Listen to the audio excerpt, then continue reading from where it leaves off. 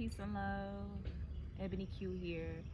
And today I just wanted to hop on here and make a quick video in regards to a conversation that a sister and I were having surrounding the themes that have been coming up in our worlds following this new moon and the summer solstice that just occurred last week.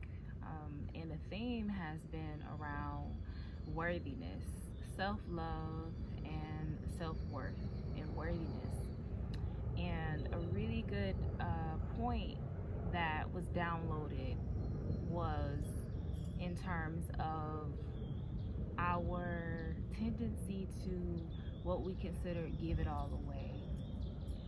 So you hear people say that I love hard, that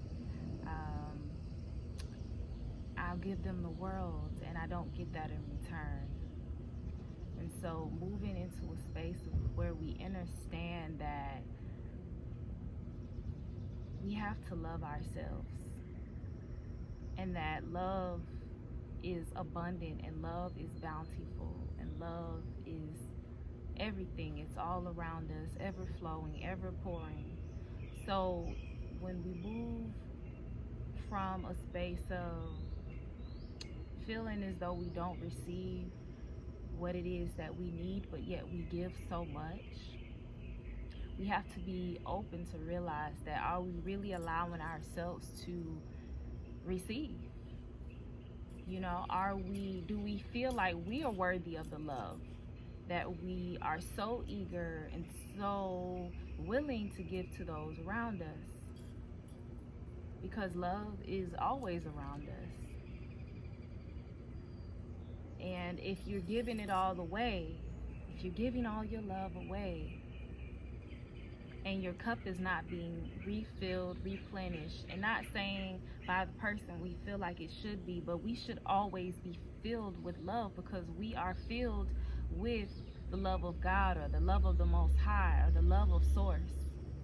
Every breath we take in is a gift, and every exhale leaves space for flow, for our ability to gift as we inhale again, receiving. So there's not a time where we should feel like we are not in love, because we're always in love, in the presence of love, the supreme presence of love. So another topic that came up surrounding that was love versus safety and security.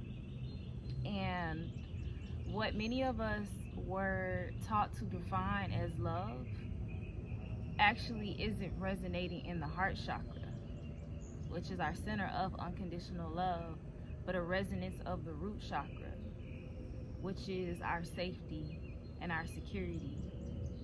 And especially as a woman of color, a lot of the generations of my lineage, and I know that this could resonate with somebody, we're taught, that a man, that's what a man provides. That's what the masculine provides. It's like safety and security. And so we learn to love, or we learn to seek out love from a space of securing a living situation or money. And that's not love. No matter how much you cook for the person or do all these things that you were taught makes you a good woman. Because love, it's an expression. It's like you do this because it's a gift, and it's something that you want to share and something that you want to express, but you don't do it because you are looking for something in return. Because the moment that we do something for someone else, looking to gain something in return from that person or from something outside of us, we move into a state of lack. We move into a mindset of lack, because now we feel like someone else has to give us something. But when we do things from an overflow that's already within us, because we're caring for our needs, we're listening to our bodies, we're listening to our souls, we're tuning in with our inner voice, we're tuning in with our inner compass, we already feel fulfilled with love and with the joy of life, high on the joy of life, and the ebbs and the flows and the dance of life. And so much so that we want to express through our song, through our dance, through our sharing, through our words, through our preparing of food, whatever that may be. That's the ultimate gift, and that's the ultimate fulfillment. And so to just move up a little bit higher, like I said, many of us were taught to do these acts of what love looks like from a place of seeking security, safety and security financially. And move up a little bit higher, many of us are searching for emotional security. So we're going to pour out our love and give it all away and show how worthy we are of it, in hopes that someone can make us feel good. Someone can give us enough compliments or show us enough physical affection to make us feel good about ourselves.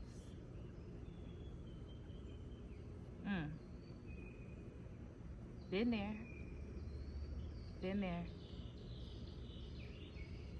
But when you give the power to someone else to determine how you feel about yourself based on their actions, you disempower yourself.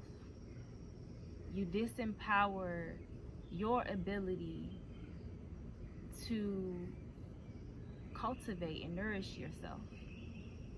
And I'm not saying that it doesn't feel good. I'm not saying that compliments from others don't matter. But what I'm saying is those should not make or break or determine how you feel about yourself.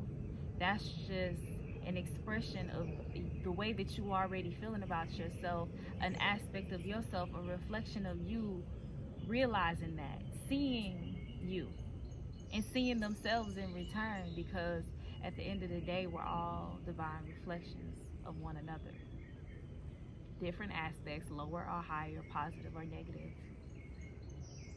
So building a practice around self-love and self-worth, and listening to the self and complimenting self, and looking at yourself in the mirror, looking into your eyes, and really building that intimacy, that intimate connection with self,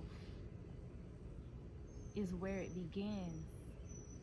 Where you begin to claim your power back, where you begin to really solidify your worth, when you begin to slow down and acknowledge that every breath and every beat of your heart is a gift and is a reminder of the love that you are and the love that you have access to, and the amount of abundance that you can't even fathom in this tongue, that can't even be expressed in this tongue, but we do our best to share and express.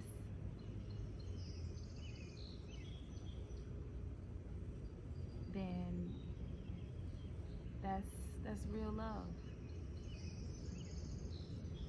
When you realize that the gift of the birds singing their praises to Creator is a reminder to sing our praises to Creator and be in gratitude for who we are.